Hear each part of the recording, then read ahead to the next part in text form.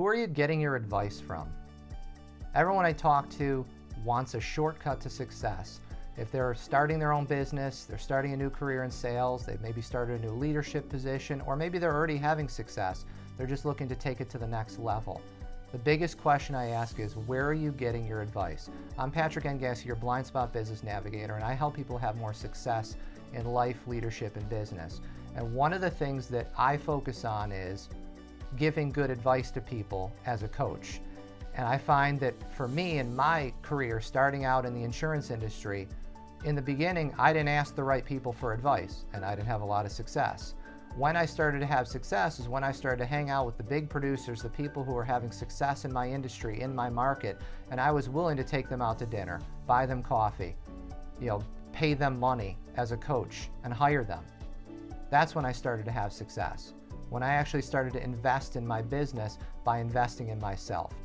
We unfortunately in our society think nothing of, and I'm not beating up on the education system when I say this, but we think nothing of dropping $100,000 plus interest on a 4 or 6 year degree in industry, or getting a degree in a subject where we may not really even know that that's what we want to do for the rest of our lives. So the degree is great if it's going to help you get where you want to go and that's what you want to do. But unfortunately, I talk to countless college graduates who are 24, 25, 26 years old or older, and they're like, yeah, I have this degree, but I never used it because I realized when I was 22 that I didn't want to do that anymore.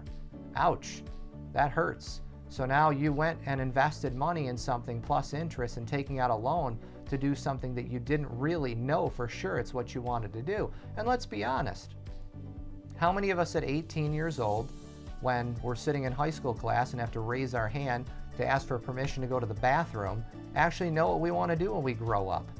Because most of us don't even know who we are yet at 18. If we do, that's great, and it's important that we search for that as we're a teenager, but we may not know that when we make that decision on college. But if you're going to, in the business world, expect to have success and find the shortcut without paying someone or investing in yourself in some way by hiring a coach or by taking someone out to dinner or for a glass of wine or two or lunch to get advice on how they've had success. And I'm talking about talking to somebody who's actually had success, who is where you want to be. I'm not talking about hiring someone who says, oh, I've had success, pay me some money. Somebody who if you're in real estate, someone has sold millions of dollars worth of houses. They're in the $1 Million Club. They sell $1 million plus worth of houses every year. This is somebody who knows what they're talking about. They're not going to just hand out their secrets, but if you're willing to seek their counsel and you're willing to invest in them and maybe bring them on board as a coach and hire them part-time.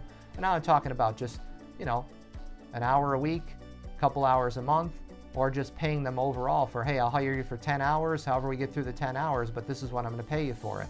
You negotiate that and you find a way to make it worth both of your time so that they walk away having a great experience and so that you walk away with the information you're looking for that you need to get that shortcut to success. Because that's really what it's all about. Too many of us, myself included years ago, thankfully I don't do it anymore, we take advice from the wrong people, from people we wouldn't trade places with. That's rule number one. That's, Patrick's rule number one when it comes to hiring a coach. Don't ever take advice or hire someone to coach you who you would not trade places with. If you have someone who, let's say you just bought a dog, and it's your first dog, you're looking to train this dog, and someone who has a dog is giving you advice, but you realize their dog jumps on everyone at the door, they counter surf, they take food off the table when they're not welcome to do so, they bark at everything that goes past in the neighborhood, including leaves and pieces of paper that blow past the front door. Do you want that person teaching you how to train your dog? Probably not. If you have someone whose children are usually tearing apart the neighborhood and doing all kinds of things that has everyone in the neighborhood go, oh God, there are those kids in the neighborhood who, I don't want my kids playing with them. Do you want to take advice from that person on parenting? Probably not. The person who has been divorced 3 times is probably not the person you want to take marital advice from. The same thing's true in business, sales, leadership. You don't want to take advice from people. It sounds so obvious, but people do it all the time because unfortunately the people who really don't have good advice to give are usually the ones who are first to go out there and say, hey, I'll volunteer. Here's what you should do. Yeah, great.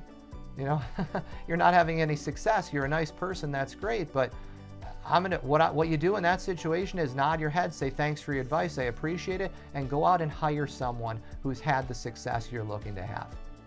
Because if you want to find a shortcut to success, the quickest way to do that is pay someone or in some way compensate, whether it be buying dinner for them, picking their brain that way, compensating someone who's already where you want to be. Because they can tell you how to get there.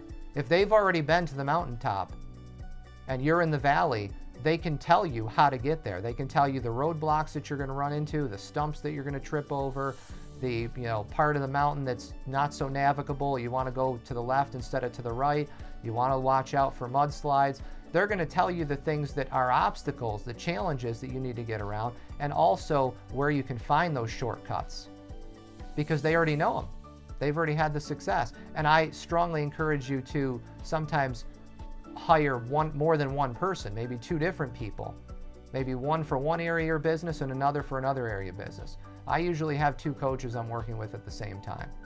Sometimes it's one who's more of a life coach, one is a business coach, or sometimes it's two different aspects of my business. One might be, for the accounting side of the business. The other one might be for the actual, nuts and bolts of how to get in front of more customers. And to this day, many, many years after my first success in business, I still work with a business coach every single year, because I believe in investing in myself. And if I want to get to the next level, the only way to do that is work with someone, hire someone who's where I want to be now or already has been there. I'm Patrick Engassi, your Blind Spot Business Navigator.